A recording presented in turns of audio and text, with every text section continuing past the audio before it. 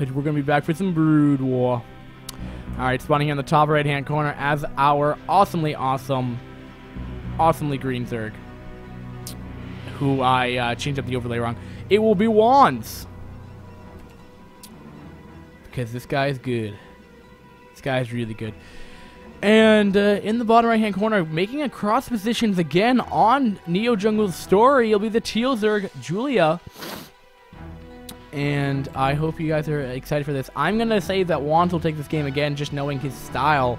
But who knows, I could be completely wrong.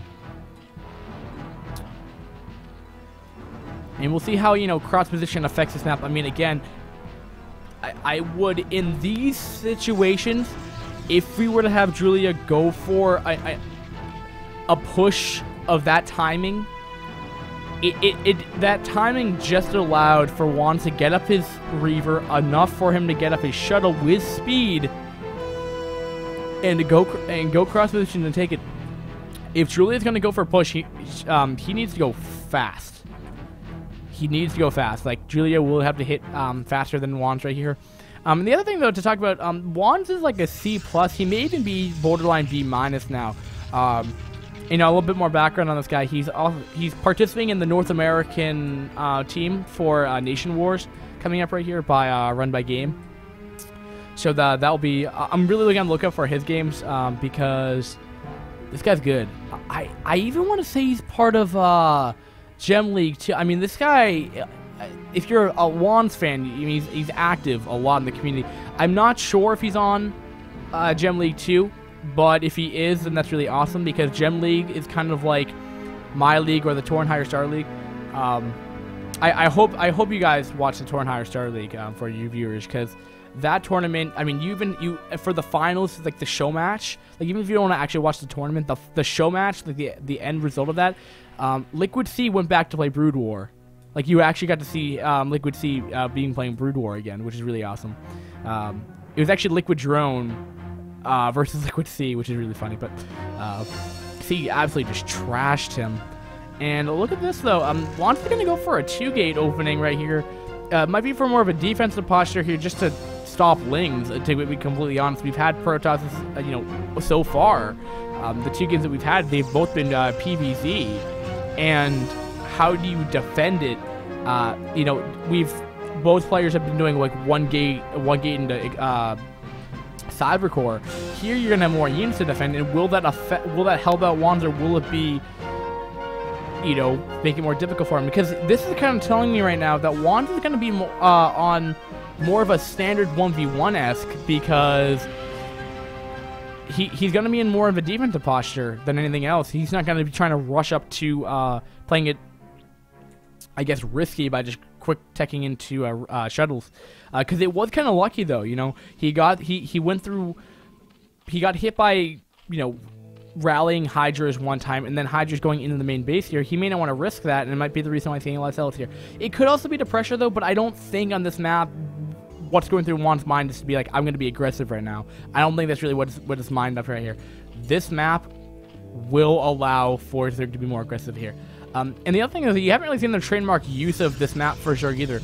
We did see the theoretically correct build from Julia, where he did go the hatchery first, which is really awesome. And she's doing the same thing, or he's doing the same thing here. Gonna be doing the double expansion and taking the center map as well, just to continue rallying out Unifester. But here we go, WandS will actually be pressuring here, so maybe just neglect everything I just said while I've been pushing out here. But this could just allow the Lings to just get a surround on them, if anything, or just do a run by it themselves, and Lings are going to absolutely, you know, in a base trade scenario, Zealots are not going to beat Lings in a base trade scenario at all.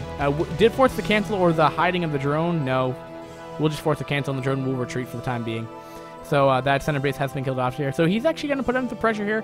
I'm a little worried, though, because these Lings, there's a lot of Lings here. Can he do enough damage to kill these off? Maybe another like 4 or 5, like 4 or 6 Lings should be enough to kill off those Zealots right now. Zealots will be going into this natural expansion right here, but there's so many Lings out here, and these Zealots have really nowhere to run here. There's no kind of like back wall to go on. It's such an open terrain space. Zerg's going to love this engagement right here. Trying to do the best engagement that he can. WandS trying to micro back here, but he's not microing and attacking. He's just microing backward right now.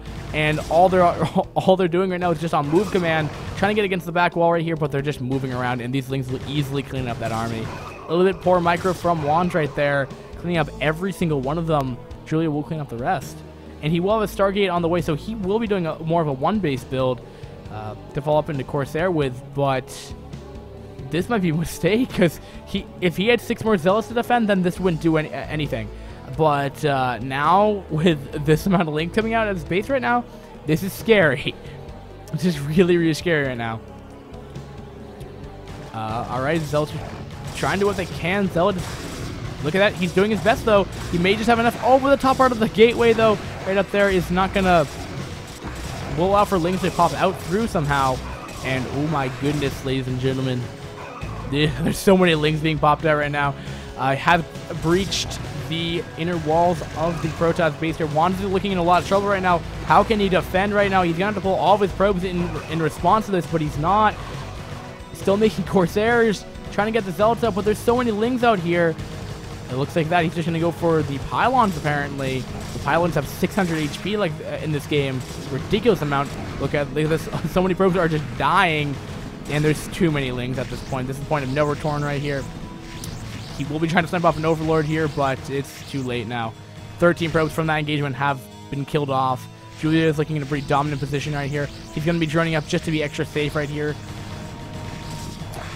And I'd be amazed if WandS can clean this up. Who knows? There are 2 Zealots around here. He does have a decent amount of probes left over, but he's not mining at all.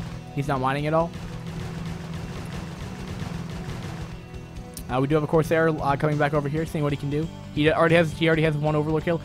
Julia is supply blocked here, but nice GG from WandS. And this will go into game number 2, guys. So this will be tied into an ace match right now. Now, a little bit of a fun fact for this. Game 2 was actually dropped. WandS could have potentially gone... I mean, obviously, I don't know what the end result of the next game is, but while we were doing the tournament thing, WandS was saying that Game 2 was a disconnect, despite... I mean, WandS agreed to play another game with Julia, but Julia... might have, I mean, I'm not going to say, I would never say this about a player would intentionally drop a game, but WandS was probably going to win that game, looking back at that replay earlier. So he might have actually 2-0'd Julia if there wasn't that drop. But fun fact anyway. But that will end this